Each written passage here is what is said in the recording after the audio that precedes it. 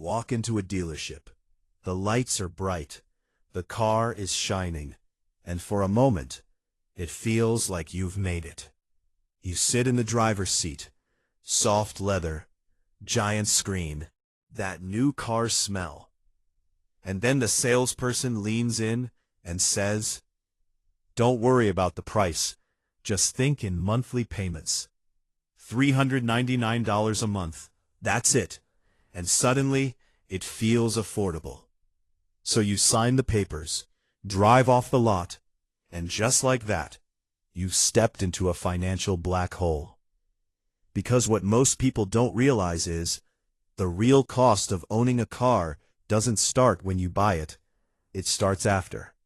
A few weeks go by, everything feels normal, until the first bill hits. Then insurance, then fuel, then maintenance, and suddenly that $399 car is quietly draining $800, $900, sometimes over $1,000 every single month. But here's the scary part. It doesn't feel like you're losing money. Because it's not one big payment, it's dozens of small ones. And your brain is terrible at tracking small leaks. This is how the trap works. You don't feel the pain, so you don't question the cost. Let's break it down. The moment you drive a new car off the lot, it loses value. Not a little, a lot. Sometimes 10%, 20%, instantly. It's like buying a $30,000 asset that turns into $24,000 overnight, and you still owe the full amount. You're paying interest on something that's actively losing value. Think about that. Now add insurance. In the US, full coverage can easily run you $150, $200, even $300 a month. That's thousands per year, just to protect something that's already depreciating. Then, fuel. Gas isn't cheap. $100, $200, sometimes more every month. And it never stops. As long as you drive, you pay. Then maintenance. Tires, brakes, repairs. And here's the thing nobody tells you. Modern cars are more expensive to fix than ever. One small issue can turn into a $1,000 bill overnight, and it always comes at the worst time. But wait, it gets deeper, because the biggest cost isn't the car itself, it's the opportunity cost. That $800, $900, $1,000 per month. What if instead of feeding your car, you invested it, every month, year after year? That money could have been working for you, growing, compounding, turning into something real. Instead, it's disappearing, into metal, into rubber, into something that keeps losing value. Let's make this real. Imagine investing $800 a month for 10 years. At an average return, you're looking at over $150,000. Now imagine doing that for 20 years. That's not just money, that's freedom. That's options. That's time you don't have to sell anymore. And what did the car give you in return? A slightly smoother ride? A bigger screen? A logo on the front that nobody actually cares about as much as you think. This is the part most people don't want to hear. Your car isn't just transportation. It's a status symbol. And status is expensive, because you're not just paying for the car, you're paying for how it makes you feel. Successful, respected, ahead. Comes with a monthly bill. And the worst part? It fades. Fast. What felt exciting in month 1 feels normal by month 6. And by year 2, it's just another expense. But the payments, they're still there. This is how people stay stuck. Not because they're broke, but because their money is tied up in things that look good, but don't move them forward. Now here's the truth most dealerships won't tell you. A car should solve a problem, not create one.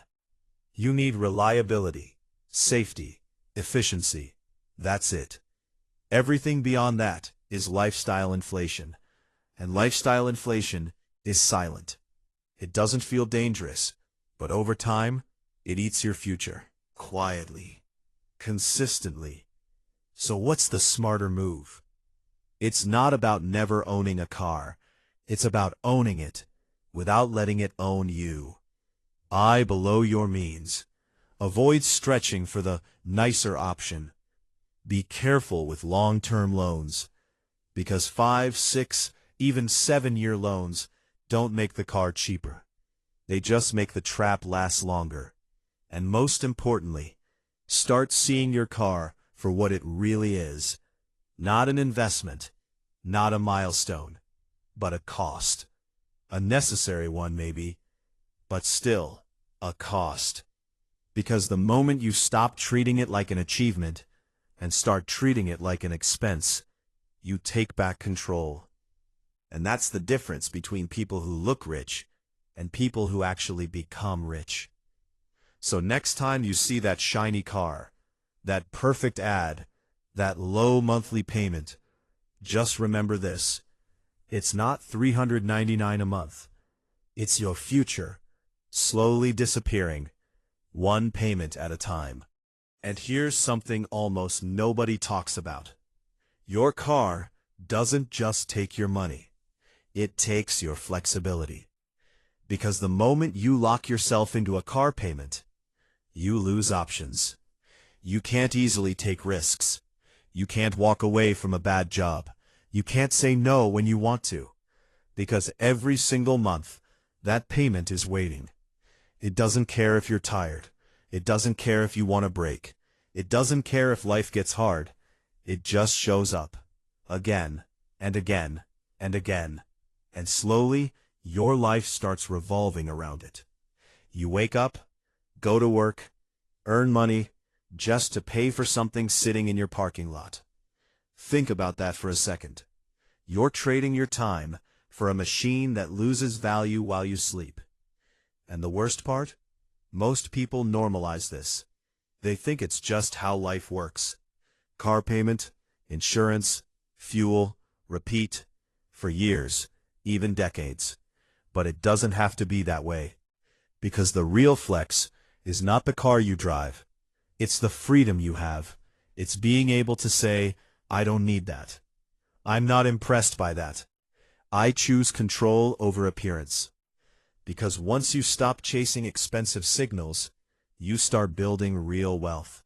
Quietly, slowly, powerfully. And one day, you realize something most people never do. The goal was never to look rich. The goal was to be free.